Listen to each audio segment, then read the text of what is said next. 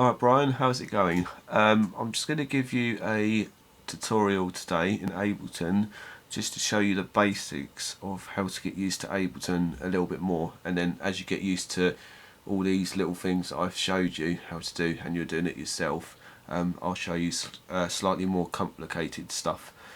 So basically, to access all the Ableton plugins and stuff like that, it's in this section under categories, but if you go into instruments, these are all Ableton standard synths. So for example, the operator synth is very good for making anything you want, really. I mean, it's very good for bass lines, you know, if you're really into sort of like deep house plucky bass lines, stuff like that. It's really good for making that. Also it's good for making pads. It's just generally an all-round good synth what comes with Ableton, and as you can see, the interface is very self-explanatory. You've got the filter section here with the frequency, resonance. Here is where you can choose, like I think it's low pass, band pass and things like that in that section. I'm not entirely sure what this is. I've never really touched it at all, really, so I don't know what that really does. It might sort of do a few effects to the filter section, but as I say, I've never really touched that, so I don't really know a great deal of what that does. Then you've got the 24 and 12. You've got an LFO, so if you want to make like a dubstep wobble bass line, then you'd need that on, and you turn the rate up obviously to speed it up or slow it down. And then you've got the amount to sort of put more pressure on it. You've got the pitch envelope here. So if you're making, say, like a tech house bass and you wanted it to have a bit of like a pitch tone to it, then you can use this to do that. You've also got a spread knob here to add a bit of stereo width to your sound. You've got the transpose here to go up or down in key. You've also got some stuff here like the timing, which I think also speeds and slows it down, speeds up and slows it down. Then you've got all this section here.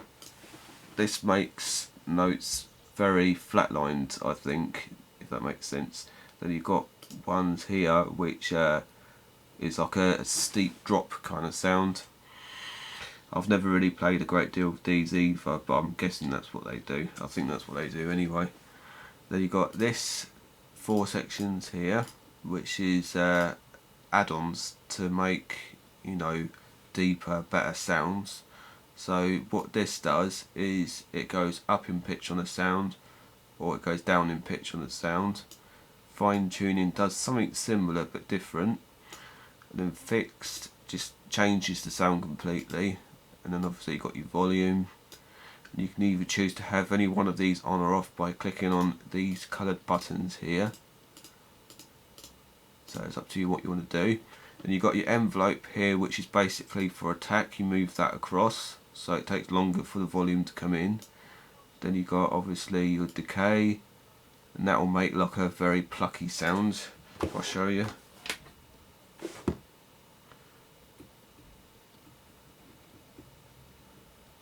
Why is it not? Bear with me a second. Oh, that's why it's not working. I need to have these on. But it should work now, hopefully.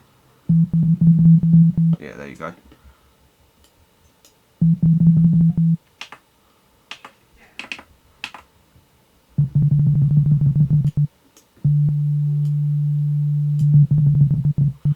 And if you go up in pitch,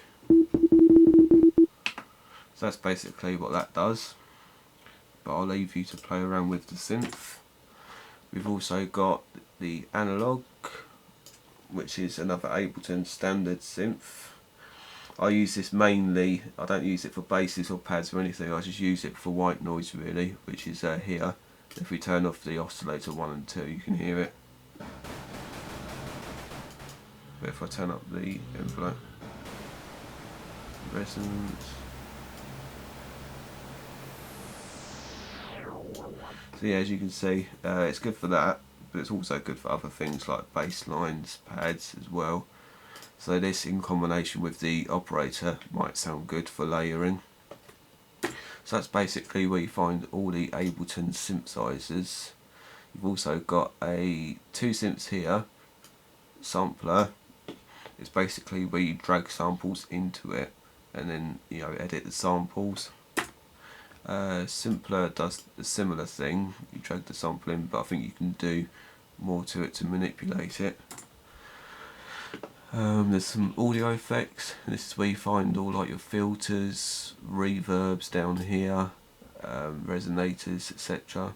EQs as well, compressors. So that's where you'd find all the necessary stuff that you need. Drums. In here you've got a thing like 909, 808.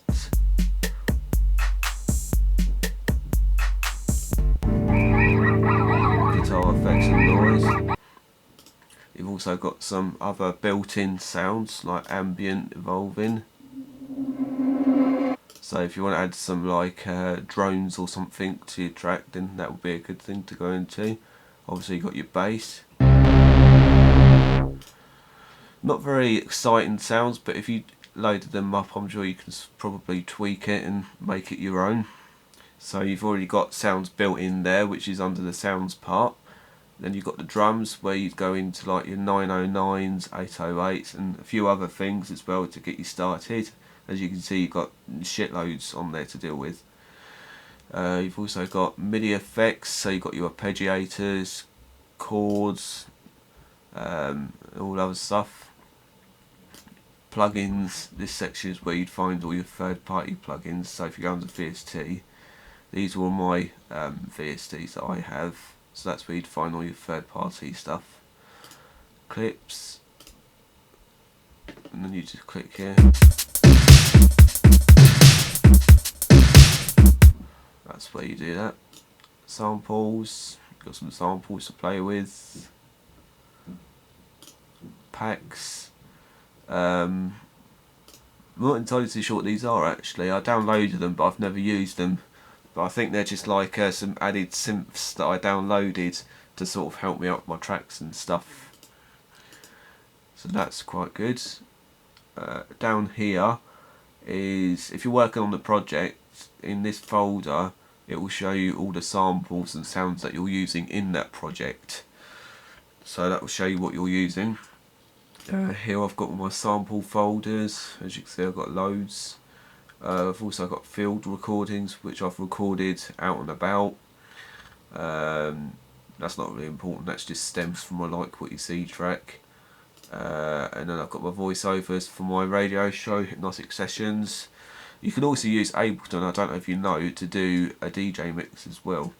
But as soon as you get used to Ableton more, I might be able to show you in another video one day.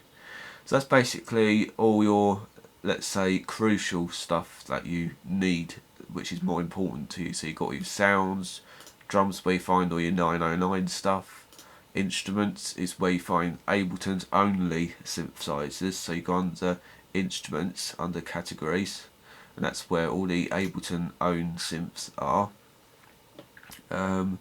Audio effects is where you find things like reverbs, compressors, EQs.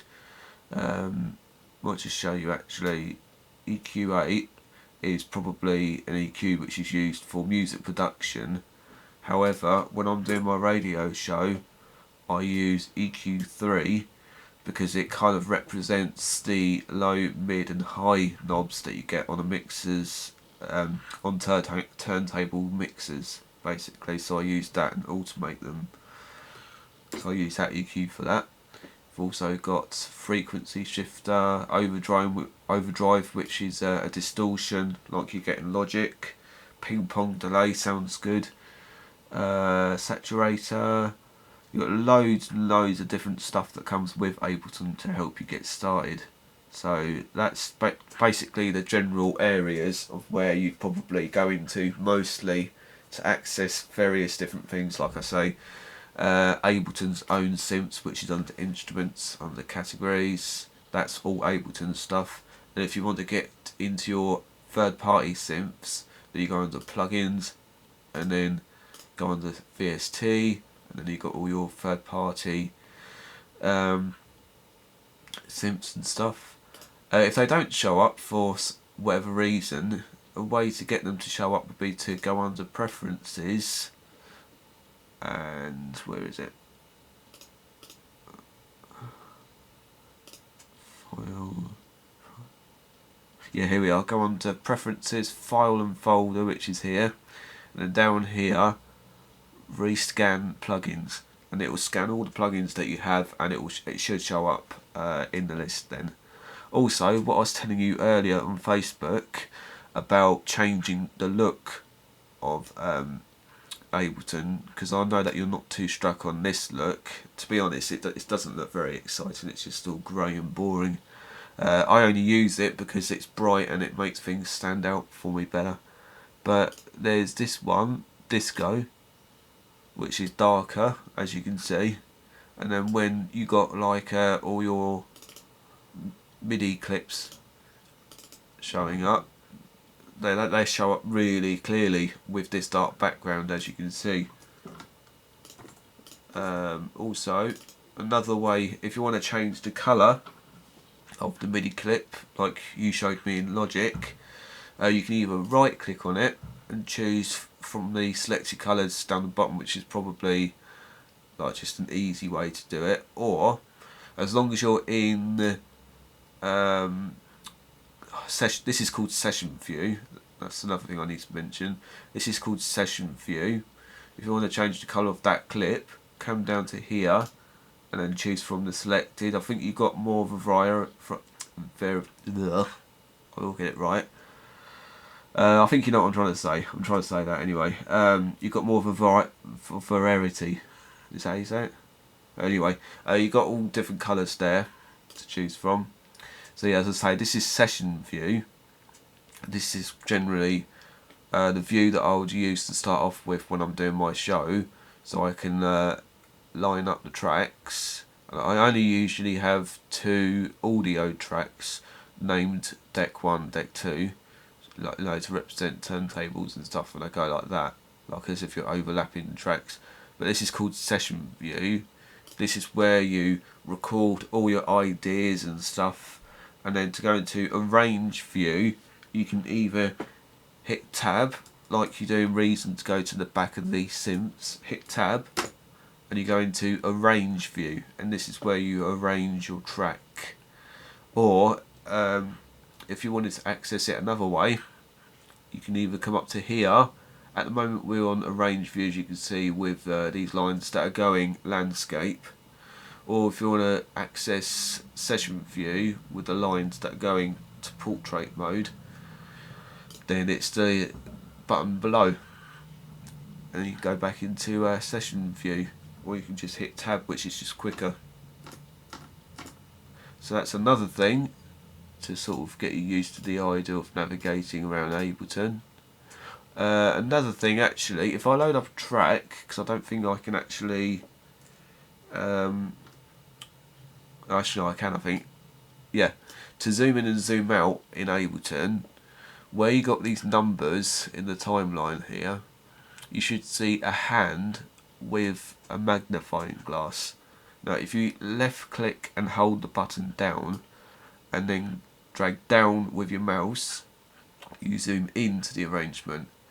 If you do the same thing by holding the button down and then move up with the mouse, you zoom out of the arrangement. So that's how you zoom in and out of the arrangement if ever you wanted to, which I'm sure you probably would. So that's what you do there, zoom in, zoom out. You've also obviously got your MIDI clips here, where you put your MIDI notes, and you've got audio. In order to get more MIDI and audio clips, you can either, if you choose from the bottom one, which I just prefer doing, because then it's going to be the next one down, or it doesn't matter how you work, but that's just generally what I do. You can either go up to, where is it, create, and then you can either create a MIDI track or an audio track, and the short keys for an audio track, as you can see, is Command and T, or for a MIDI track it's Shift Command T. So those are the short keys for that. Or if you right click underneath one of these, you can then say insert audio track, MIDI track. Return tracks are basically like what you get in Logic, which is buses. So these are basically the buses. This is where you put, because it already comes with 2 buses when you first load Ableton up. As you can see, you've got reverb and delay, which are the basics to start off a project, I suppose. But if I was to choose another one, you got one there, and then if I right click on that, rename, let's say we add a flanger, and obviously put a flanger effect in there by simply going to audio effects and then selecting flanger, and with it highlighted as well, make sure it's all highlighted, just simply drag and drop the plugin on there and away you go. So that's just basically the basics of knowing how to sort of drag and drop things as well. You've also got your play, stop, record. This is overdub. I've never used that and I'm not really too sure what it's about, to be honest with you. You've got your loop button here, so if you've got a certain section you want to repeat or loop, in this case, click on that and then it will loop that section. You've got your stuff here, so this basically, if you've got a MIDI keyboard connected, this has to be highlighted in order for it to work. Another little tip I suppose I can show you is resampling. I'm not too sure how you do it in Logic, or if you are able to do it in Logic, but what I'll do is I'll record just a few little cheesy notes for you. I'm not going to make anything too exciting, I just generally want to show you how it's done. So let's do record.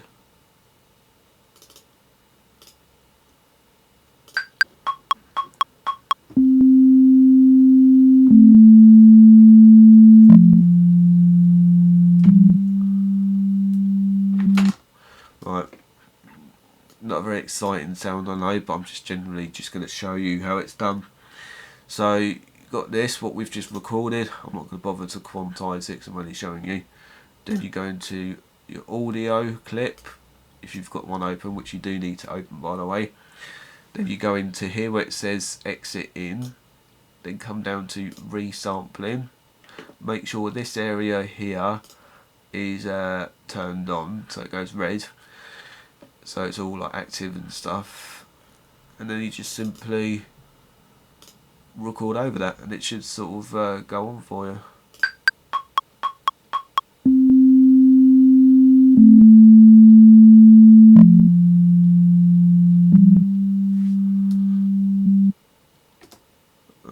So that's basically how you resample in Ableton. So if you wanted to, you could probably put this into a sampler, if it works.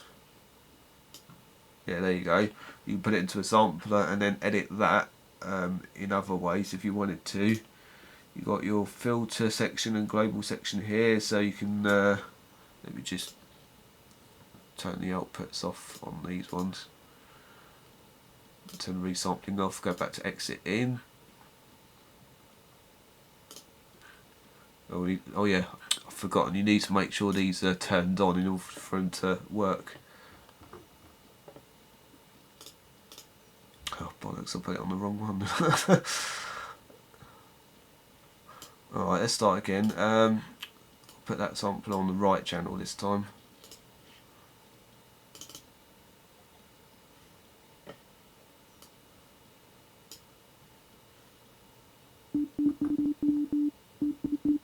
Yeah, so as I say, you can edit these to however you want. Oscillator, and then you've got your filter section here, frequency,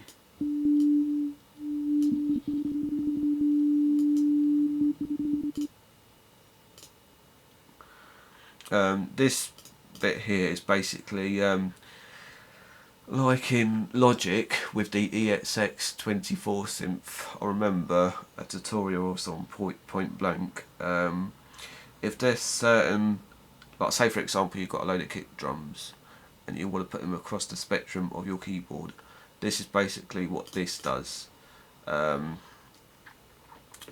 basically drag the sample, because I've never really done this technique myself, so I'm not entirely too sure how it's done, so you may need to watch some tutorials on YouTube about this, because I've not ever done this at all, but I'm assuming that you drag, yeah I think you do actually, you drag and drop, yeah there you go, you drag and drop the samples into this section, and then you got them on your keyboard and stuff, and I think you can just arrange them to how you like. As I say, I'm not entirely too sure how this works because I've never really used this at all, so you might need to watch some tutorials on YouTube, but that's just basically what that does. It's basically the same as Logic's ESX24. If you go into the options, there's a setting in there somewhere from what I can remember, and you can map sounds across the spectrum of your keyboard.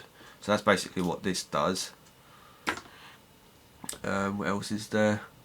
If you wanted to add folders to here, like say for example you've got one specific folder with all your samples in and stuff like that, and instead of you going into like desktop and then trying to find the sample folder to get the samples, what you can do is click add folder.